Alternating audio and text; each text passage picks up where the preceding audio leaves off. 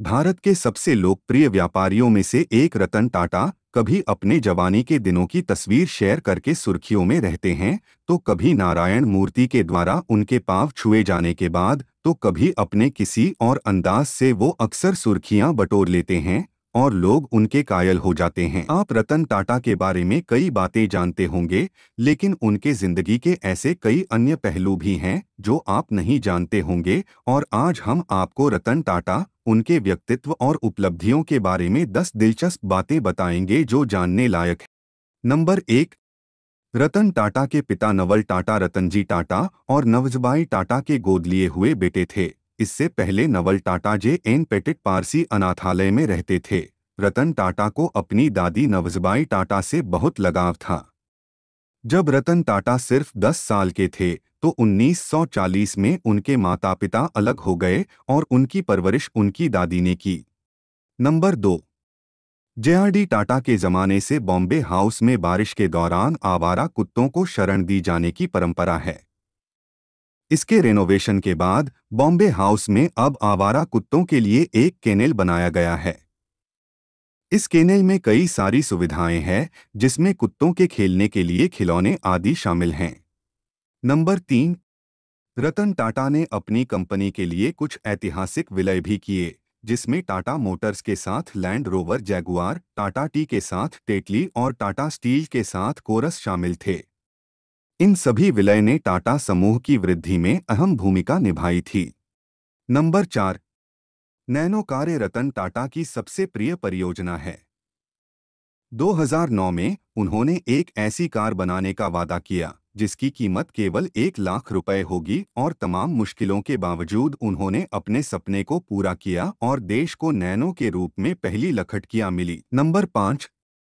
रतन नवल टाटा को कारों का बहुत शौक है। उनके पास Ferrari California, Cadillac XLR, Land Rover Freelander, Chrysler Sebring, Honda Civic, Mercedes Benz S class, Maserati Quattroporte, Mercedes 500 SL, Jaguar F type, Jaguar XFR समेत बेहतरीन कार का कलेक्शन है। नंबर 6। रतन टाटा को फ्लाइट्स उड़ाना बहुत पसंद है। वह एक कुशल पायलट हैं। रतन टाटा 2007 में F-16 फाल्कन उड़ाने वाले पहले भारतीय थे। 2010 में रतन टाटा ने हार्वर्ड बिजनेस स्कूल के लिए एक कार्यकारी केंद्र बनाने के लिए $50 मिलियन दान किए थे। रतन टाटा ने इसी जगह से अपनी कॉलेज की पढ़ाई की है। नंबर 7।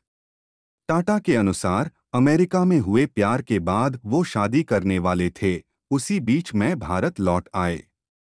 उसे भी भारत आना था, लेकिन 1962 में भारत चीन के बीच चल रहे युद्ध के कारण वो भारत नहीं आ पाई, और कुछ साल बाद अमेरिका में ही उसने किसी और से शादी कर ली। नंबर 8।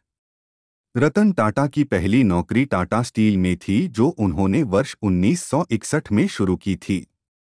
उनकी पहली जिम्मेदारी ब्लास्ट फर्नेस और लाइमस्टोन पत्थर के सप्लाई को मैनेज करना था। 1991 में टाटा समूह के चेयरमैन बनने के बाद उन्होंने अपने बिजनेस स्किल के जरिए 21 साल में टाटा समूह के लिए अंतर्राष्ट्रीय स्तर पर पहचान बनाई। 21 साल में रतन टाटा के नेतृत्व में टाटा ग्रुप का राजस्व 40 गुना और लाभ को 50 गुना तक बढ़ा दिया। 1991 में केवल $5.7 बिलियन कमाने वाली कंपनी ने 2016 में लगभग $103 बिलियन कमाए। नंबर 9। रतन टाटा को 2000 में पद्म भूषण और 2008 में पद्म विभूषण से सम्मानित किया गया है। नंबर 10।